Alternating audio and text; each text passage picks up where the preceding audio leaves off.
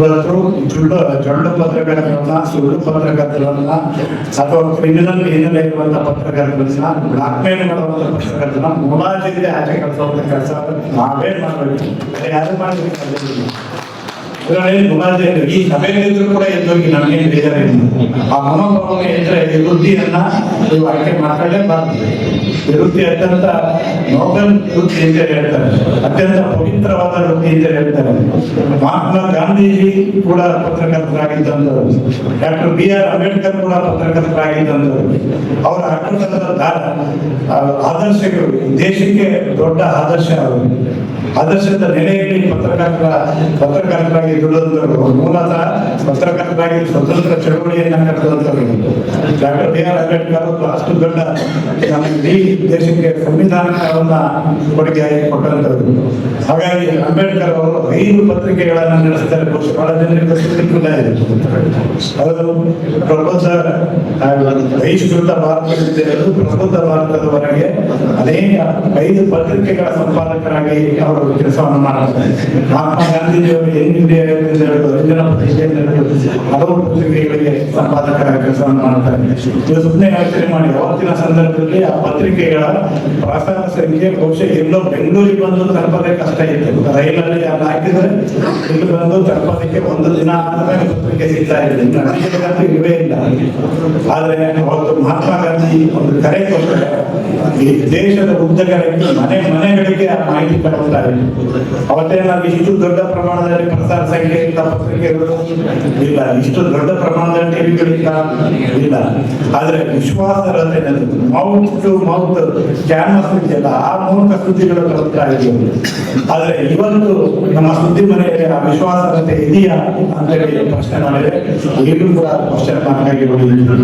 ಅನೇಕ ಸಂದರ್ಭಗಳಲ್ಲಿ ನಾವು ಏನೋ ಒಂದು ಹೇಳಿರ್ತಾರೆ, ಅವರು ಹೀಗೆ ಹೇಳಿದ್ದಾರೆ, ನೀವೇನು ಹೇಳ್ತೀನಿ ಅಂತ ಕೇಳುವಂತ ಹೇಳಿಕೆಗಳ ಓರಿಯೆಂಟ್ ಜರ್ನಲಿಸಮ್ ಇವತ್ತು ನಾವು ಎಂಟ್ರಿ ಕೊಟ್ಟಿದ್ದೀವಿ. ಆದ್ರೆ ಇವತ್ತು ಕೂಡ ನಮ್ಮ ಪತ್ರಕರ್ತರ ಬಗ್ಗೆ ಈ ಸಮಾಜ ಒಂದು ಆಶಾಕನೆಯಿಂದ ನೋಡ್ತಾ ಇದ್ದೀವಿ. ಏನ್ ಆಶಾಕನೆಯಿಂದ ನೋಡುತ್ತೆ? ಯಾಕೆಂದ್ರೆ ದೇಹಕ್ಕೆ ರೋಗ ಬಂದ್ರೆ ನೀವು ಚುಚ್ಚುಮಂತ ಆಗ್ಬೋದು, ಔಷಧಿ ತಗೋದು, ಇಂಜೆಕ್ಷನ್ ತಗೋದು, ವೈದ್ಯರಿಗೆ ತೋರಿಸಬಹುದು. ಆದ್ರೆ ಈ ಸಮಾಜಕ್ಕೆ ರೋಗ ಬಂದ್ರೆ ಏನ್ ಮಾಡ್ಬೇಕು ಅನ್ನುವಂತ ಪ್ರಶ್ನೆ ಇದೆ. ಈ ಸಮಾಜಕ್ಕೆ ರೋಗ ಬಂದ್ರೆ ಅದನ್ನ ಎಲ್ಲ ಕಾಲಘಟ್ಟದಲ್ಲಿ ಸರಿಪಡಿಸ್ಕೊಂಡ್ ಬಂದಿರುವಂತದ್ದು ಮಾಧ್ಯಮ ಅನ್ನೋದನ್ನ ಮನೆಯವರು. ಹಾಗಾಗಿ ಪತ್ರಕರ್ತರ ವೃತ್ತಿಗೆ ಅಷ್ಟು ಪವರ್ಫುಲ್ ಆದಂತಹ ವೃತ್ತಿ. ಹಾಗಾಗಿ ಈ ಪತ್ರಕರ್ತರ ವೃತ್ತಿಯನ್ನ ಯಾರು ಕೂಡ ಭಾವಿಸಬೇಕು. ಬೇಕೋ ಬೇಡ ನಾವು ಒಂದು ದೀಕ್ಷೆಯನ್ನ ತೊಟ್ಟಿದ್ದೀವಿ, ಆದ್ರೆ ಅದಕ್ಕೆ ನ್ಯಾಯ ಕೊಡುವಂತ ಕೆಲಸವನ್ನ ನಾವು ಮಾಡಬೇಕು. ಯಾರ ಇನ್ನೊಬ್ರು ನಿಮ್ ಕಡೆ ಬೆರಳು ತೋರಿಸುವ ರೀತಿಯಲ್ಲಿ ನೀವು ನಡ್ಕೋಬಾರ್ದು, ನಡೆನೂ ಇರಬಾರ್ದು, ಬರವಣಿಗೆ ಕೂಡ ಇರಬಾರ್ದು. ಆ ಕಾರಣಕ್ಕೋಸ್ಕರ ಇವತ್ತು ಸಮಾಜ ಒಳ್ಳೆಯದನ್ನ ಬಯಸ್ತಾ ಇದೆ ಹೊರತು, ಒಳ್ಳೆಯ ಪತ್ರಕರ್ತನ ಬಯಸ್ತಾ ಇದೆ ಹೊರತು ಬೇರೆ ದಂಧೆ ಮಾಡುವಂತ ಪತ್ರಕರ್ತನ ಅಲ್ಲ ಅನ್ನೋದನ್ನ ಮನದಲ್ಲಿ ಇಟ್ಕೋಬೇಕು.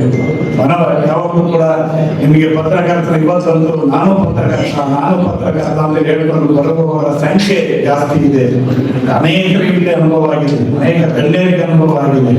ನಾನು ಪತ್ರಕರ್ತ ಅಂತ ಹೇಳ್ತಾರೆ. ನೀವು ಮೂಲತಃ ಸ್ವಲ್ಪ ಸಣ್ಣ ಪ್ರಶ್ನೆ ಮಾಡಿದ್ರು ಕೂಡ ನಾವು ಪತ್ರಕರ್ತ ಆಗಿರ್ಲಿಕ್ಕಿಲ್ಲ.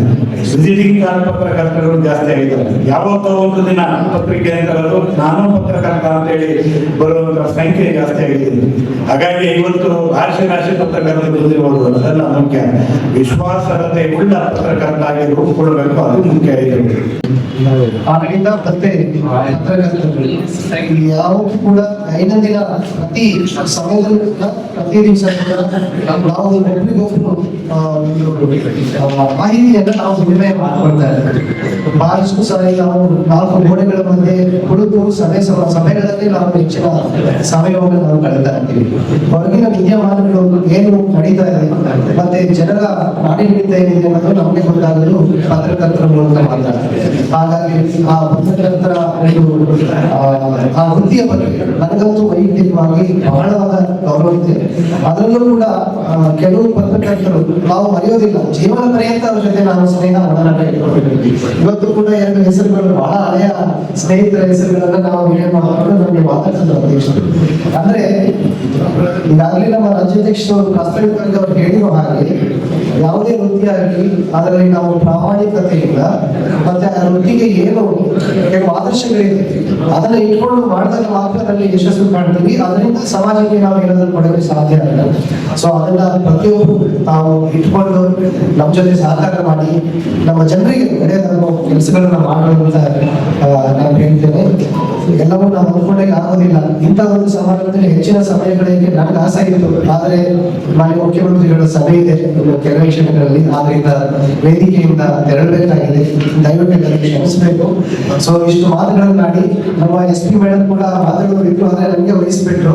ಸೊ ಅವರ ಪರವಾಗಿ ಕೂಡ ಈ ಸಂದೇಶ ಅಂತ ನಾನು ಇದನ್ನ ನಮಗೆ ಹೇಳಿ ಈ ಒಂದು ಸಮಾರಂಭಕ್ಕೆ ನಮ್ಮನ್ನ ಸ್ವಾಗತಿಸಿ ನಮ್ಮನ್ನ ಆಮಂತ್ರಿಸಿ ಸನ್ಮಾನ ಮಾಡಿದ ನಮ್ಮ ಬೆಳಗಾವಿ ಶಾಲೆಯ ಕಾರ್ಯನಿರತ ಪತ್ರಕರ್ತರ ಸಂಘದ ಎಲ್ಲ ಪದಾಧಿಕಾರಿಗಳಿಗೆ ನಾನು ವಂದನೆಗಳನ್ನು ನೀಡಿ ನನ್ನ ಮಾತನಾಡುತ್ತೇನೆ. ಶಿವಾನಂದ ತಗಡೂರು ಸರ್ ತುಂಬಾ ಹೇಳಿದ್ದಾರೆ. ಯಾಕಂದ್ರೆ ಹಲವಾರು ವಿಚಾರ ನಮ್ಮಿಂದ ಹೇಳಲಿಕ್ಕೆ ಸಾಧ್ಯ ಇಲ್ಲ, ಅದನ್ನೇ ಹೇಳ್ತಾ ಇದ್ದೆ. ಅವರು ನೇರ ವೃತ್ತಿಗಳಲ್ಲಿ ಬಹಳ ಚೆನ್ನಾಗಿ ಹೇಳಿದ್ದಾರೆ. ಈ ಫೀಲ್ ಅವ್ರು ಏನ್ ಹೇಳಿದ್ದಾರೆ ಅನುಭವ ನಮಗೂ ಸಹ ಆಗಿದೆ. ಬಟ್ ನಾವು ಹೇಳ್ಕೊಡ್ಲಿಕ್ಕೆ ಆಗಲ್ಲ. ಈಗ ಆಫೀಸರ್ ನೀವು ಚೆನ್ನಾಗಿ ಹೇಳಿದ್ರಿ, ಇವರ capable to tell in front of stage in front of media. But ನಮ್ಗೆ ಆಗಲ್ಲ. ನಮ್ದೇ ಆದ ಒಂದು ಫಿಲ್ಟರ್ ಆಗ್ಬೇಕಲ್ಲ, ಉಪೇಂದ್ರ ಮೂವಿ ಫಿಲ್ಟರ್ ಇರ್ಬೇಕಲ್ಲ, ಅದು ಫಿಲ್ಟರ್ ಇರ್ಬೇಕಾಗುತ್ತೆ. ಹಂಗಾಗಿ ನಾವು ಹೇಳಲಿಕ್ಕೆ ಆಗಲ್ಲ. ಎಲ್ರಿಗೂ ಒಳ್ಳೇದಾಗ್ಲಿ. ಏನು ಸರ್ ಹೇಳ್ದಂಗೆ ಬಹಳ ಜನ ನಮಗೂ ಇರ್ತಾರೆ, ನೀವ್ ಏನು ತೋರಿಸ್ತೀರಾ, ನೀವ್ ಏನು ಆಗ್ತೀರಾ ಪತ್ರಿಕೆಯಲ್ಲಿ ಅದೇ ನಿಜ ಅಂತ ನಂಬ್ತಾರೆ. ಸೊ ಎಲ್ಲವನ್ನು ಯಾವುದು ಒಳ್ಳೇದು, ಸಮಾಜಕ್ಕೆ ಯಾವುದು ಒಳ್ಳೇದಾಗುತ್ತೆ ಅದ್ರ ಬಗ್ಗೆ ಗಮನ ಇಟ್ಕೊಂಡು ಸಮಾಜದ ಕಾಳಜಿ ಇಟ್ಕೊಂಡು, ಯಾಕೆಂದ್ರೆ ಯಾವಾಗ್ಲೂ ಹೇಳ್ತಾ ಇದ್ರಲ್ಲ ಲೆಜಿಸ್ಲೇಟಿವ್, ಎಕ್ಸಿಕ್ಯೂಟಿವ್, ಜುಡಿಷಿಯರಿ 3 ಲೇಯರ್ಸ್ ಅಂತ. ಇವಾಗ ಒಂದು ಮೀಡಿಯಾದವ್ರದ್ದು ಇದೆ ಒಂದು ಪಾತ್ರ.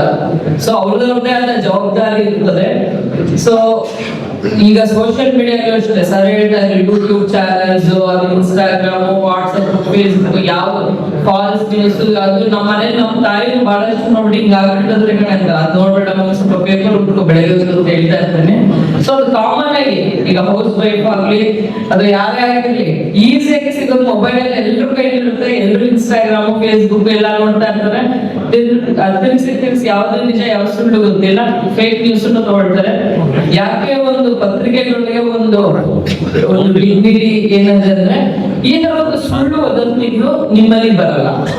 ನೀವು ಕ್ರಾಸ್ ಚೆಕ್ ಮಾಡಿ ಕರೆಕ್ಟ್ ಆಗಿ ನೀವು ಅದನ್ನ ತೋರಿಸ್ತೀರಿ. ಹಂಗಾಗಿ ನಿಜವಾದ ಎಷ್ಟೇ ಆಕ್ಟಿವ್ ಇದ್ರು ಸೋಷಿಯಲ್ ಮೀಡಿಯಾ, ಎಷ್ಟೇ ಒಂದು ಇದಿದ್ರು ನಿಮ್ದೇ ಆದ ಒಂದು ಗೌರವ ಇದೆ, ಜವಾಬ್ದಾರಿ ಇದೆ. ಅದ್ರ ಬಗ್ಗೆ ಒಂದು ಎಲ್ರು ನಂಬಿಕೆ ಇಟ್ಟಿದ್ದಾರೆ ಜನಗಳು. ಅದನ್ನ ಹೀಗೆ ಮುಂದುವರಿಸಬೇಕಂತ ಎಲ್ರು ಕೇಳ್ಕೊಳ್ತಾ ಮತ್ತೊಮ್ಮೆ ಎಲ್ರಿಗೂ ಎಲ್ಲ ಗೆದ್ದಿರುವಂತ ಎಲ್ಲ ಪತ್ರಕರ್ತರ ಸಂಘದ ಎಲ್ಲರಿಗೂ ಮತ್ತೊಮ್ಮೆ ಕಂಗ್ರಾಚುಲೇಷನ್. ಅನ್ಬಯಾಸ್ಡ್ ರಿಪೋರ್ಟಿಂಗ್, ಅನ್ಬಯಾಸ್ಡ್ ಅಂದ್ರೆ ನಿಷ್ಪಕ್ಷ ಅದು ಕನ್ನಡದಲ್ಲಿ ನಾವು ಹಂಗೆ ನೀವು ಅನ್ಬಯಾಸ್ಡ್ ರಿಪೋರ್ಟಿಂಗ್ ಮಾಡ್ಬೇಕಂತ ನಮ್ಗೆ ಎಲ್ಲರ ಹತ್ರ ನನಗೆ ಮನವಿ. ನಮ್ಗೆ ಇಷ್ಟೇ ಸ್ಪೀಚ್ ಮುಗೀತು. ಬಟ್ ನಿಮ್ ರಾಜ್ಯಾಧ್ಯಕ್ಷರು ಶಿವಾನಂದ ಅವ್ರ ಹತ್ರ ನನಗೆ ಒಂದು ಅದಕ್ಕೇನಂತಾರೆ ಪ್ರೀತಿ ಇದೆ. ಒಂದ್ ಮಾತು ಹೇಳ್ಬೇಕು ಅವ್ರಿಗೆ. ಬಳ್ಳಾರಿಯಲ್ಲಿ ನಾನು ಹೇಳ್ಬೇಕಾಗಿದ್ದು ನೀವು ಹೇಳ್ಬಿಟ್ರಿ. ಬಳ್ಳಾರಿಯಲ್ಲಿ ಏನಾದ್ರು ಯಾರಿಗಾರು ಸ್ಟ್ರೇಟ್ ಫಾರ್ವರ್ಡ್ ಮಾತಾಡ್ಬೇಕಂದ್ರೆ ನಾನೇ ಮಾತಾಡ್ತೀನಿ, ಇನ್ಯಾರು ಮಾತಾಡೋದಿಲ್ಲ. ಆಯ್ತಾ?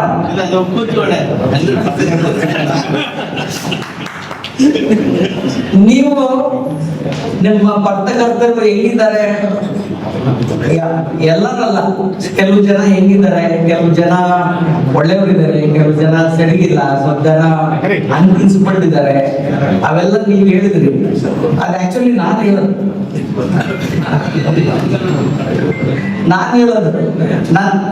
ನಾನು ನೋಡೋದಿಲ್ಲ, ನಾನು ಹೇಳ್ಬಿಡ್ತೀನಿ.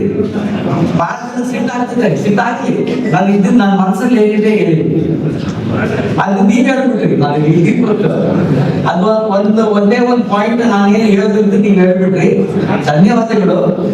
ಎಲ್ಲರೂ ನಿಮ್ಮ ರಾಜ್ಯಾಧ್ಯಕ್ಷರು ಏನು ಒಂದು 2-3 ಪಾಯಿಂಟ್ ಹೇಳಿದ್ದಾರೆ, ನನಗೆ ಬಹಳ ಮೆಚ್ಚುಗೆ ಆಯ್ತು, ಬಹಳ ಮೆಚ್ಚುಗೆ ಆಯ್ತು. ದಯವಿಟ್ಟು ಎಲ್ಲರೂ ಮುಂದೆ ನೀವು ಇದೇ ರೀತಿಯಾಗಿ ನಿಮ್ಮ ರಾಜ್ಯಾಧ್ಯಕ್ಷರು ಏನು ಹೇಳಿದ್ದಾರೆ, ಏನು ಮಾರ್ಗದರ್ಶನ ಮಾಡಿದ್ದಾರೆ, ಅದೇ ಪ್ರಿನ್ಸಿಪಲ್ಸ್ ಇಟ್ಕೊಂಡು ನೀವು ಮುಂದೆ ಕೂಡ ಇದೇ ರೀತಿಯಾಗಿ ಅನ್ಬಯಾಸ್ ರಿಪೋರ್ಟಿಂಗ್ ಮಾಡಬೇಕಂತ ನಿಮ್ಮ ಹತ್ರ ಎಲ್ಲ ವಿನಂತಿ ಮಾಡ್ತಾ ಇದ್ದೀನಿ. ನಮಸ್ಕಾರ. ಗುರುವಾರದ ಸಾಯಂಕಾಲ ಮತ್ತು ಕೆಲಸ ಸಹಾಯ ನಿರ್ದೇಶಕರಿಗೆ ಹಾಗೂ ಈ ಸಮಾರಂಭದ ಕೇಂದ್ರ ಬಿಂದುಗಳು ಎಲ್ಲರನ್ನ ಹಿರಿಯ ಸಹೋದರ ಸಹೋದರಿಯರೇ, ನನ್ನ ಪಾಲಿಕೆಯ ಎಲ್ಲ ಸನ್ಮಿತರೇ, ಹಿರಿಯ ಇಂದಿನ ಜಿಲ್ಲೆ ರಾಜ್ಯಾಧ್ಯಕ್ಷರು ಭಾಷಣ ಮಾಡಕ್ಕೆ ನಾನು ಸಹ ಇದ್ದೆ. ಬಳ್ಳಾರಿಯ ವಾತಾವರಣ ಬಗ್ಗೆ ರಾಜ್ಯದಲ್ಲೇ ಆ ವಾತಾವರಣ ಬಗ್ಗೆ ಕೆಲವರಿಗೆ ಒಂದೆರಡು ಸತ್ಯ. ಅಂದರೆ ರಾಜ್ಯಾಧ್ಯಕ್ಷರು ಪ್ರತಿಯೊಂದು ಇಂಚಿನ ಅವರು ಯಾಗಿರ್ಬೇಕು, ಏನಾಗ್ತದೆ, ಏನೇನು ಮಾಡ್ತಾರೆ ಅಂತೇಳಿ ಆ ಕಹಿ ಅನುಭವಗಳು ಬಳ್ಳಾರಿಗೆ ಎಲ್ಲರಿಗೂ ಕೆಲವು ಆಗಿದೆ, ಬಳ್ಳಾರಿಗೂ ಆಗಿದೆ, ಇತರಿಗೂ ಆಗಿದೆ. ಅದನ್ನು ನಾವು ಹಿಡಿದಿದ್ದು ನಾನು ಬಯಸ್ತಾ ಇದ್ದೀನಿ. ನಾನು 2 ವಿಷಯಗಳನ್ನ ಅಲ್ಲಿ ಪ್ರಸ್ತಾಪ ಮಾಡಿದ್ದೇನೆ. ಒಂದು, ಪತ್ರಕರ್ತರು ಮನಸ್ಸು ಮಾಡಿದ್ರೆ ಏನು ಮಾಡಬಹುದು ಅನ್ನೋದಕ್ಕೆ ನೈಜ ಉದಾಹರಣೆ ಅಂದರೆ, ನಾನು ಕಳೆದ 15-16 ವರ್ಷದಿಂದ ನಮ್ಮ ದೇವಸ್ಥಾನದಲ್ಲಿ ಧರ್ಮಕರ್ತರಾಗಿದ್ದಾಗ ನಾವು ಪ್ರತಿ ದಸರಾ ಪಕ್ಷಕ್ಕೆ ಒಂದು ಪತ್ರಕರ್ತರ ಸಭೆ ಕರೆದು ಒಂದು ಹಬ್ಬದ ಬಗ್ಗೆ ಸಭೆ ಮಾಡ್ತಾ ಇದ್ದೀವಿ. ಸೊ ಉದ್ದೇಶ ಇಷ್ಟೇ, ನಮ್ಮಲ್ಲಿ ಸರ್ಕಾರದ ಗ್ರಾಂಟ್ ಬಂದಿದ್ದಾಗ ನಮ್ಮ ಸ್ವಾರ್ಥ ಅವ್ರು ಬಂದು ಮೀಟಿಂಗ್ ಮಾಡೋದು, ಆ ಹಬ್ಬದ ಬಗ್ಗೆ ಬರೀತಾರೆ. ಅವಾಗ ಜಿಲ್ಲಾಧಿಕಾರಿ ಫೋನ್ ಮಾಡೋದು, ದೇವಸ್ಥಾನದ ಕೆಲಸ ಸ್ಟಾರ್ಟ್ ಆಗಿದೆ, ಬಟ್ ಅವ್ರ ಮಾತುಗಳಿಗೆ 50 ಲಕ್ಷ 1 ಕೋಟಿ 20 ಆದ್ರೆ ಪತ್ರಕರ್ತರು ಇವತ್ತೇನು ದೇವಸ್ಥಾನ ಅಭಿವೃದ್ಧಿ ಆಗಲಿಕ್ಕೆ ಅವರು ಸಹ ಕಾರಣಕರ್ತರು. ನಾನು ಪ್ರತಿಯೊಂದು ಹಂತದಲ್ಲಿ ಪ್ರತಿ ವರ್ಷ ನಾವು ಸರ್ಕಾರ ಬರೋದು, ಈಗ ಸ್ವಲ್ಪ ಸರ್ಕಾರ ಫೋನ್ ಮಾಡೋದು, ಡಿಸೈಡ್ ಮಾಡೋದು, ಆದರೆ ಆ ದೇವಸ್ಥಾನಕ್ಕೆ ನಮ್ಮ ಅನುದಾನ ಜೊತೆಗೆ ನಿಮ್ಮ ಸಹಕಾರವೂ ಸಹ ಇದೆ ಅಂತ ನಾನು ಮುಗಿಸ್ಕೊಳ್ತಾ ಇದ್ದೇನೆ. ಎರಡನೇದು, ನಮ್ಮ ಜಿಲ್ಲಾಧ್ಯಕ್ಷರು ವಿಪತ್ತುಗಳು ಒಂದು ಮನವಿಯನ್ನ ಹೇಳಿದ್ರು, ಈ ಕ್ಷೇಮಾಭಿವೃದ್ಧಿ ನಿಧಿ ಬಗ್ಗೆ. ಅದು ಖಂಡಿತವಾಗಿ ಒಂದು ಮನವಿ ಕೊಟ್ಟಿದ್ದಾರೆ. ನಾನು ನಮ್ಮ ನಗರ ಮತ್ತು ಗ್ರಾಮೀಣ ಶಾಸಕರದ್ದು ಮತ್ತು ನಮ್ಮೆಲ್ಲ ಪಾಲಿಕೆಯ ಸದಸ್ಯರ ಈ ಪೂರ್ವಭಾವಿ ಬಜೆಟ್ ಸಭೆಯಲ್ಲಿ ಚರ್ಚೆ ಮಾಡಿ ನಿಮಗೆ ನಮ್ಮ ಪಾಲಿಕೆ ವತಿಯಿಂದ ಏನು ನಿಮಗೆ ನ್ಯಾಯವಾಗಿ ತರತಕ್ಕಂಥ ಅನುದಾನವನ್ನಾಗಿ ಆ ನಿಧಿಗೆ ಖಂಡಿತವಾಗಲೂ ಈ ಒಂದು ಬಜೆಟ್ನಲ್ಲಿ ಇಡಲಿಕ್ಕೆ ಎಲ್ಲರ ಸಹಮತವನ್ನು ಕೋರಿ ಇಡಲಿಕ್ಕೆ ನಾನು ಪ್ರಯತ್ನ ಮಾಡ್ತೀನಿ ಸಹ ಈ ಒಂದು ವೇದಿಕೆಯಿಂದ ಅಂತ ಹೇಳ್ತಾ, ಪತ್ರಕರ್ತ ಸ್ನೇಹಿತ ಮಿತ್ರರೇ, ಇವತ್ತು ಪದಗ್ರಹಣ ಕಾರ್ಯಕ್ರಮ ಇದೆ. ಈಗಾಗಲೇ ನಮ್ಮ ಶಿವಾನಂದ್ ಸರ್ ಪತ್ರಕರ್ತರ ಕರ್ತವ್ಯಗಳು ಯಾವ ರೀತಿ ಇರ್ಬೇಕನ್ನೋದ್ರ ಬಗ್ಗೆ ನೇರವಾಗಿರ್ತಕ್ಕಂಥ ಒಂದು ಸಂದೇಶವನ್ನು ಕೊಟ್ಟಿದ್ದಾರೆ. ಅಲ್ಲಿ ನಮ್ಮ ಇಸ್ಕೋ ಹೇಳ್ತಾ ಇದ್ರು, ಎಲ್ಲರಿಗೂ ಗೊತ್ತಿರುತ್ತೆ, ಹೇಳಕ್ ಆಗೋದಿಲ್ಲ ಅಂತ ಹೇಳಿ. ಅವರು ನೇರವಾಗಿ ಯಾವ ರೀತಿ ನೈಜ ಪತ್ರಕರ್ತರು ಯಾವ ರೀತಿ ಇರಬೇಕು, ಅವ್ರ ಕನಸುಗಳು ಯಾವ ರೀತಿ ಇರಬೇಕು, ಅವ್ರ ಸಮಾಜವನ್ನು ಯಾವ ರೀತಿ ತಿದ್ದಕ್ಕಂತ ಕೆಲಸ ಮಾಡ್ಬೇಕನ್ನೋದ್ರ ಬಗ್ಗೆ ವಿಸ್ತಾರವಾಗಿ ಹೇಳಿದ್ದಾರೆ. ಇವತ್ತು ಪತ್ರಕರ್ತರದ್ದು ಒಂದು ಇದಿದೆ, ಪ್ರವರ್ಬ್ ಇದೆ, ಕನ್ನಡಕ್ಕಿಂತ ಅಧಿಕವಾಗಿರ್ತಕ್ಕಂಥದ್ದು ಪೆನ್ ಅಂತ ಹೇಳಿ. ನಾವು 100 ಮಾತಾಡ್ಬೋದು, ಒಂದು ಪೆನ್ನಿಗೆ ಒಂದು ಬಂದ್ರೆ ಒಂದು ಸಮಾಜ ಸಹ ನಾವು ಕೊಲ್ಯಾಪ್ಸ್ ಮಾಡ್ಬೋದು, ಅಷ್ಟೊಂದು ದೊಡ್ಡ ಶಕ್ತಿ ಇದೆ. ಅಷ್ಟೇ ದೊಡ್ಡ ಸಮಾಜವನ್ನು ಸಹ ಕಟ್ಬೋದು, ಅಷ್ಟು ದೊಡ್ಡ ಶಕ್ತಿ ಸಹ ಈ ಪೆನ್ನಿಗಿದೆ, ಪತ್ರಕರ್ತರಿಗಿದೆ. ಇವತ್ತು ದೇಶದಲ್ಲಿ ನಮ್ಮ ಸಂವಿಧಾನದಲ್ಲಿ 3 ಅಂಗಗಳಿದ್ದಾವೆ, ಶಾಸಕಾಂಗ, ಕಾರ್ಯಾಂಗ ಮತ್ತು ನ್ಯಾಯಾಂಗದ ಇನ್ನೊಂದು ಅಂಗ ಪತ್ರಿಕಾ ರಂಗ ಅಂತೇಳಿ ಈ ಸಂದರ್ಭದಲ್ಲಿ ಹೇಳಿ ಇಷ್ಟಪಡ್ತೀನಿ. ಇದು ಯಾವಾಗಲೂ ಜನಜನಿತವಾಗಿದೆ. ಯಾಕಂತಂದ್ರೆ ಈ 3 ಅಂಗಗಳು ನಮ್ಮ ಈ ಸಮಾಜದ, ಈ ದೇಶದ ಆಧಾರ ಸ್ತಂಭಗಳು. ಆ 3 ಮೇಲೆ ಇಲ್ಲದಿಲ್ಲ ಅಂತೇಳಿ ಪತ್ರಿಕೋದ್ಯಮ ಸಹ ಇದು 4ನೇ ಅಂಗ ಆಗ್ಬೇಕು. ಅವಾಗ ಮಾತ್ರ ಈ ಸಮಾಜ, ಈ ಸರ್ಕಾರ ಸ್ಥಿರವಾಗಿ ನಿಲ್ಲಲಿಕ್ಕೆ ಸಾಧ್ಯ ಆಗ್ತದೆ. ಸಮಾಜದಲ್ಲಿ ಇರ್ತಕ್ಕಂಥ ಆಗುವಗಳು, ಅಡೆತಡೆಗಳನ್ನ ಮತ್ತು ಕೆಟ್ಟ ಸಂಸ್ಕೃತಿಯನ್ನು ಹೊರಗಡೆ ಹಾಕಿ ಒಳ್ಳೆ ಸುಸಂಸ್ಕೃತಿಯನ್ನು ಒಳಗಡೆ ತಗೊಂಡ್ ಬರ್ತಕ್ಕಂಥ, ಸಮಾಜದೊಳಗೆ ತಗೊಂಡ್ ಬರ್ತಕ್ಕಂಥ ಲೇಖನಗಳು ಬರಬೇಕು. ಯಾಕಂತಂದ್ರೆ ಹಿಂದೆ ನಾನು ಸುಮಾರು ಒಂದು 1982ರಿಂದ ಸಂಘಟನೆ ಮುಖಾಂತರ ನಾನು ಬರ್ಬೇಕಾದ್ರೆ ಪತ್ರಿಕೆ ನಮಗೆ ಆಧಾರ ಆಗಿದ್ದು. ಆ ಸಂದರ್ಭದಲ್ಲಿ ಬರ್ತಕ್ಕಂಥ ಈ ತರಂಗ ಇರ್ಬೋದು, ಇಂಥ ಪತ್ರಿಕೆಗಳ ಮುಖಾಂತರ ಲಂಕೇಶ್ ಪತ್ರಿಕೆ, ಈ ತರದ ಪತ್ರಿಕೆಗಳು ಆ ಸಂದರ್ಭದಲ್ಲಿ ದೊಡ್ಡ ಹೆಸರು ಮಾಡಿದ್ವು. ಅದರಲ್ಲಿ ಪ್ರಜಾವಾಣಿ, ಕನ್ನಡಪ್ರಭ, ಈ ತರದ ಪತ್ರಿಕೆಗಳು ಆ ದಿನಕ್ಕೆ ಅವರು ನೋಡಿಲ್ಲ ಅಂದ್ರೆ ಕೆಲವರಿಗೆ ಬೆಳಿಗ್ಗೆ ಟೀ ಕುಡಿತಿದ್ದಿಲ್ಲ, ಅವರು ಟಾಯ್ಲೆಟ್ ಸಹ ಹೋಗ್ತಿರ್ಲಿಲ್ಲ, ಪತ್ರಿಕೆ ನೋಡಿ ಹೋಗ್ತಾ ಇದ್ರು ಅಂತ ಒಂದು ಸಂದರ್ಭ ಇತ್ತು. ಇವತ್ತು ಟಿವಿ ಮಾಧ್ಯಮಗಳು ಬಂದಿದೆ, ದೃಶ್ಯ ಮಾಧ್ಯಮಗಳು ಬಂದಿದ್ದಾವೆ. ಎಷ್ಟೇ ಬಂದರೂ ಸಹ ಪತ್ರಿಕೆ ಒಂದು ಅದು ಡಾಕ್ಯುಮೆಂಟ್. ಬಳ್ಳಾರಿಯ ನಿರಂತರ ಸುದ್ದಿಗಾಗಿ ಬಳ್ಳಾರಿ ಬೆಳಗಾಯಿತು ಚಾನೆಲ್ನ ಸಬ್ಸ್ಕ್ರೈಬ್ ಮಾಡಿ ಹಾಗೂ ಬೆಲ್ ಐಕಾನ್ ಒತ್ತಿ.